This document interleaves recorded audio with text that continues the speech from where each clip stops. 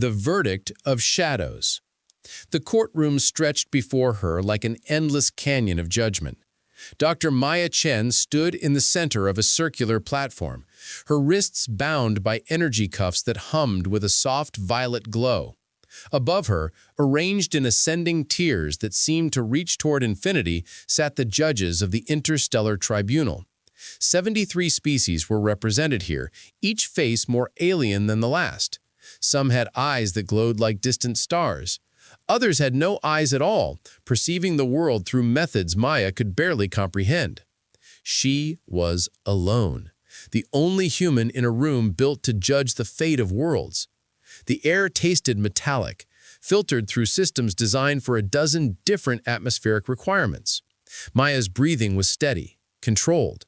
She had practiced this moment in her mind 1,000 times during the 6 months she spent in the holding cells beneath this very chamber. She knew what was coming. She had accepted it, even if she didn't deserve it. High Judge Vraxis rose from the central throne.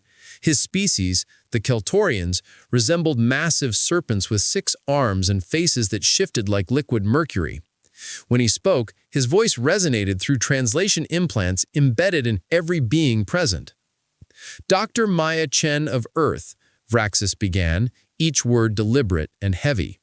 You stand accused of the most heinous crime in recorded galactic history, the destruction of the Harmony vessel, resulting in the deaths of 247 ambassadors from 12 sovereign species. Do you understand these charges? Maya's throat felt dry, but her voice came out clear. I understand the charges, Your Honor, but I did not commit this crime. A ripple of sound moved through the chamber, not quite laughter, not quite scorn, something between pity and disgust. She had said the same thing at every hearing, every interrogation, every moment they gave her a chance to speak. Nobody believed her. Why would they? The evidence was overwhelming. Vraxis gestured with 2 of his arms, and holographic displays materialized around Maya. The first showed surveillance footage from the Harmony vessel's engineering bay. There she was, clear as day, working at a terminal. The timestamp read 2247 Standard Galactic Time, exactly 13 minutes before the explosion. Your image, Vraxis continued, captured by 17 independent security systems, all verified, all authenticated by our best analysts. The second hologram showed a schematic of a bomb, intricate and devastating. Beside it floated Maya's own research notes, her handwriting, her digital signature. Your design, the judge said, a quantum displacement device capable of tearing through reinforced hulls, found in the wreckage, traced back to your personal research files from the Kepler station. Maya closed her eyes. She remembered writing those notes. She remembered the late nights in the laboratory trying to develop better shielding technology for human colony ships. That research had been stolen, twisted, weaponized. But how could she prove it? The third hologram was the worst. Testimony from survivors. A Dralith engineer swearing he saw Maya running from the engineering bay moments before the explosion. A Yuvani medical officer claiming Maya had asked suspicious questions about the ship's structural weaknesses. A human, one of her own colleagues, testifying that Maya had grown increasingly unstable, paranoid, convinced that the peace treaty was a trap. That last one hurt the most. Dr. Robert Thane had been her mentor, her friend. The betrayal in his recorded testimony cut deeper than any energy cuff ever could. The evidence is irrefutable. 73 species have reviewed these materials. The vote is unanimous. He paused, letting a weight of that word settle over the chamber like falling snow. Maya Chen of Earth, Vraxis announced, you stand accused of the most heinous crime in recorded galactic history. The destruction of the Harmony vessel, resulting in the deaths of 247 ambassadors from 12 sovereign species. Do you understand these charges? Maya's throat felt dry, but her voice came out clear. I understand the charges, Your Honor, but I did not commit this crime. And overarching systems pointed to Dr. Maya Chen as the primary suspect in this bombing, and the room stood up. The judge paused and let the weight of that word settle over the chamber. Maya Chen, you are found guilty of mass murder, terrorism, and crimes against galactic peace. Maya opened her eyes. She didn't look at the judges. Instead, she looked past them, through the massive windows that showed the stars beyond. Somewhere out there was Earth, her home, a world that would now remember her as a monster. "The sentence," Vraxis continued, his voice somehow sorrowful and final, "is the frozen exile. Your consciousness will remain aware, trapped in a single moment of time, for eternity. You will exist between seconds, unable to move, unable to speak, alone with your thoughts forever. This is the price for what you have done." The chamber fell silent. Even the ambient hum of the life support system seemed to fade. Maya felt her heart hammering against her ribs. She knew this was coming, but knowing and experiencing were different things. An eternity of consciousness without the release of sleep, without the mercy of madness, just awareness forever. She wanted to scream. She wanted to rage against the injustice of it all. But what would be the point? They had made up their minds before she ever entered this room. "Do you have any final words?" Vraxis asked, a formality required by tribunal law. Maya took a breath. "I did not do this. Someone set me up, someone who wanted to destroy the peace treaty. I was trying to stop them, not help them. I know you don't believe me. I know the evidence says otherwise, but I'm telling the truth, and someday, somehow, that truth will come out." No one responded. Some judges looked away. Others stared at her with what might have been pity. Vraxis simply nodded to the guards, 6 armed security officers in black armor who began advancing toward the platform. And then it happened. A sound, low and deep, like the universe itself taking a breath. The lights flickered, the holographic displays wavered and distorted. Maya felt the energy cuffs on her wrists suddenly grow cold, then hot, then they simply fell away, clattering to the floor. Every being in the chamber froze. Behind the judges' thrones, mounted on a pedestal that had stood empty and ignored for as long as anyone could remember, something was happening. The Eye of Truth, they called it, an artifact so ancient that no living species could claim to have built it. It had been discovered floating in deep space thousands of years ago, a perfect sphere of unknown material that reflected no light and absorbed no energy, dead, dormant, a relic of a civilization lost to time. But it wasn't dead anymore. The sphere began to glow, soft at first, like dawn breaking over a dark world, then brighter, pulsing with colors that had no names in any language. Patterns emerged on its surface, symbols that shifted and changed, mathematics that rewrote themselves, languages that spoke and evolved in real time. The guards stopped advancing. Vraxis stumbled backward, his serpentine body coiling in what might have been fear. Across the chamber, judges rose from their seats, some in wonder, others in terror. The Eye of Truth lifted from its pedestal. It floated through the air with impossible grace, passing between the tiers of judges like a planet moving through a field of stars. It descended toward Maya, who stood frozen on her platform, unable to process what was happening. The artifact stopped 3 feet in front of her face. This close, Maya could see that the symbols on its surface weren't just random patterns. They were stories, histories, memories of 1 billion species across 1 million years.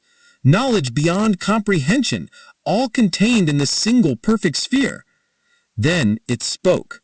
Not in sound, but in understanding. Every being in the chamber heard it in their own way, translated not into language, but directly into thought. "This one bears no guilt." The words rippled through the tribunal like a shockwave. Vraxis found his voice, though it trembled. "The eye has been dormant for millennia.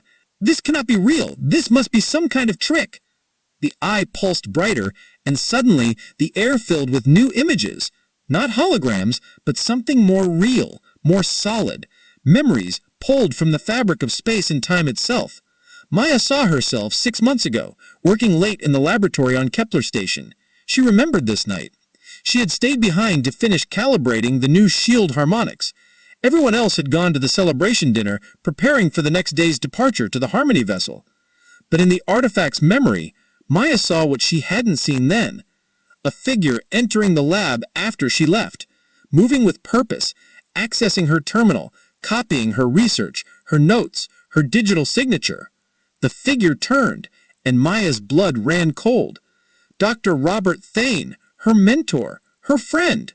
The memory continued. Thane building the bomb using her stolen designs, Thane uploading false surveillance footage, carefully edited to show Maya instead of himself. Thane planting evidence, manipulating testimony, constructing an elaborate frame so perfect that no one would question it. But why? The artifact showed more. A secret meeting between Thane and a group of officials from the Keltorian Empire. Money changing hands, promises made. The peace treaty threatened their military-industrial complex, their weapons sales, their power. They needed someone to sabotage it, and they needed a scapegoat. Maya, the brilliant but naive scientist, was perfect for both roles. The chamber erupted in chaos. Judges shouted in dozens of languages. Guards didn't know where to point their weapons. Vraxis looked like he might collapse. The Eye of Truth moved again, this time positioning itself between Maya and the judges. It pulsed once more, and a new declaration filled The unraveling truth. The tribunal chamber had transformed from a place of judgment into something else entirely. A battlefield where weapons were truth and shields were lies, rapidly crumbling. The Eye of Truth continued to hover beside Maya, its surface shifting through patterns that seemed to rewrite reality itself with each pulse of light. High Judge Vraxis stood at the base of his throne, no longer the towering figure of authority, but something diminished. Around him, the other judges whispered frantically in their native tongues, their translation implants creating a cacophony of fear and confusion. Some were already trying to leave, but the chamber doors had sealed themselves. The artifact had made its decision. No one was going anywhere until this was finished. Maya stepped down from the platform, her legs shaky, but her resolve iron-strong. 6 months of imprisonment, 6 months of being called a monster, 6 months of knowing the truth but having no way to prove it. All of that rage, all of that helplessness, now had a purpose. "Let's start with Dr. Robert Thane," Maya said, her voice cutting through the noise. "Where is he?" Vraxis's liquid mercury face rippled with what might have been guilt or calculation. "He returned to Earth 3 months ago. After giving his testimony, he requested reassignment, said the trauma of your betrayal was too much." "The trauma," Maya repeated, her voice dripping with bitter irony. "The trauma of framing his own student for mass murder." The eye pulsed again, and a new image materialized. Not just a memory this time, but a live feed. The artifact was reaching across light years of space, finding Thane wherever he was hiding. The hologram showed a comfortable office on Earth, in the New Geneva Research Complex. Thane sat at a desk, working on equations, looking peaceful, looking free, while Maya had rotted in a cell, awaiting eternal torture. "Bring him here," Maya commanded, not entirely sure if she was talking to the artifact or the tribunal. The Eye of Truth responded by expanding the hologram. Thane looked up suddenly, his face going pale. He was seeing something, probably a manifestation of the artifact in his location. He started to run, but golden light wrapped around him like chains. Not violent, not painful, but absolutely inescapable. Within seconds, reality itself seemed to fold.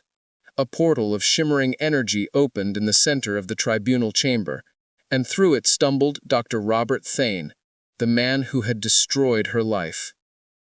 He looked older than Maya remembered. His hair had gone gray at the temples, and deep lines creased his face. "Good," she thought viciously. "I hope guilt did that to you." Thane's eyes found her, and something complicated crossed his features. Shame, fear, but also something else. Defiance, maybe. Or justification. "Maya," he said, his voice rough. "You have to understand." "Understand what?" Maya cut him off, advancing toward him. "Understand why you murdered 247 innocent beings? Understand why you framed me for it? Understand why you looked me in the eye and testified against me?" Guards moved to restrain Thane, but the Eye of Truth pulsed a warning. Everyone froze. The artifact wanted this confrontation to happen naturally, without interference. Thane's shoulders sagged. It wasn't supposed to go that way. The bomb was only supposed to disable the ship, not destroy it. Just enough damage to delay the treaty, give us more time. Us, Maya's voice was ice. Who is us, Robert? The Eye of Truth answered before Thane could. Images filled the air around them.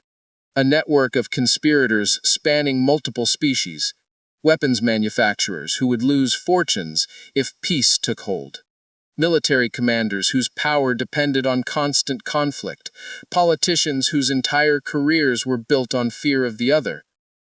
At the center of it all was a Keltorian official named Krath. He appeared in the hologram, his serpentine form similar to Vraxis, but somehow crueler. Krath had approached Thane 2 years ago with a simple proposition. Humanity was new to the galactic stage, still building their reputation. If the peace treaty succeeded, humans would be seen as peacemakers, bridge builders between old enemies. But if a human was responsible for sabotaging that peace, Earth would be isolated, possibly expelled from the galactic community entirely. They promised me funding, Thane said, his voice barely above a whisper. My research was being cut. The university was shutting down our department. Kraft said if I helped them, I'd have unlimited resources. I could continue my work. I felt sick. You sold out our entire species for research money? It wasn't supposed to kill anyone, Thane shouted, finally showing emotion. The calculations were wrong. Something went wrong with the quantum displacement. It was supposed to be controlled, surgical. Instead, it cascaded. By the time I realized what was happening, it was too late. The Eye of Truth projected the actual moment of the explosion, not the edited version shown at Maya's trial, but the real event. Thane, at a remote terminal, triggering the device, his face showing confusion, then horror as the readings spiked far beyond expected levels. The Harmony vessel, tearing apart, atmosphere venting, screams across all frequencies. Thane had watched it happen. Then he destroyed the evidence and blamed Maya. You knew, Maya said, her voice breaking. You knew it was your mistake, and you let me take the fall. They would have killed me, Thane whispered. Kraft made that clear. If I didn't give them a scapegoat, I was dead. You were the logical choice. Your research, your access, your idealism, it all fit. Vraxis finally found his voice. This conspiracy went beyond Dr. Thane. The evidence you showed suggested Keltorian officials were involved. That includes members of this tribunal. The Eye of Truth agreed by projecting more names, more faces. Judge Ziloth, the Keltorian military liaison, had known about the plot. Judge Miranda of the Stephen Collective had been bribed to ensure the evidence was accepted without thorough examination. 4 other judges had simply looked the other way, choosing willful ignorance over difficult truth. The tribunal was eating itself alive. Why did you choose her? Vraxis asked the artifact, gesturing toward Maya. Why make her the bearer of justice? The Eye of Truth's glow intensified, and for the first time everyone heard its voice, not as a statement, but as an explanation. It spoke of watching Maya during her imprisonment, of seeing her refuse to break, even when breaking would have been easier. She had been offered deals, promises of reduced sentences if she admitted guilt. She had refused every time, clinging to truth even when truth offered her nothing but suffering. The artifact spoke of humanity itself, a young species that had almost destroyed itself countless times, but always chose to rebuild rather than surrender. A species that could be cruel, but also capable of profound compassion. Flawed, yes, but always striving to be better. Maya embodied that struggle. Imperfect, but honest. Afraid, but brave. Wronged, but not consumed by vengeance. I am consumed by vengeance, Maya said quietly, surprising herself with the admission. "I want to hurt everyone who did this to me." The eye pulsed gently, acknowledging the feeling. "But wanting and doing are different things," Maya continued. "I want revenge. What I need is reform." She turned to face the full assembly of judges. "The eye of truth chose me, but it also chose to reveal itself here, now, at this moment. Not just to save me, but to expose a system that's been broken for centuries. How many other beings have stood where I stood, condemned for crimes they didn't commit because the truth was inconvenient?" The eye projected numbers. 17,000 cases over the past 5 centuries where evidence suggested wrongful conviction. Not all as dramatic as Maya's, but each one a life destroyed by institutional corruption. "We can't change the past," Maya said, "but we can change what happens next." Judge Zaloth, one of the conspirators, tried to flee. He moved toward a side exit, but the eye of truth was faster. A beam of golden light struck him, and suddenly his body froze mid-step. Not paralyzed, but caught in the same temporal stasis that Maya had been sentenced to. His consciousness remained aware, trapped in a single moment. The chamber went silent. "The guilty will face their own punishment," the artifact declared. "Justice will be balanced." One by one, the other conspirators found themselves caught in the same fate. Judge Miranda, 3 other judges who had knowingly ignored evidence, and finally, Dr. Robert Thane, Maya's mentor and betrayer. Thane's eyes locked with Maya's as the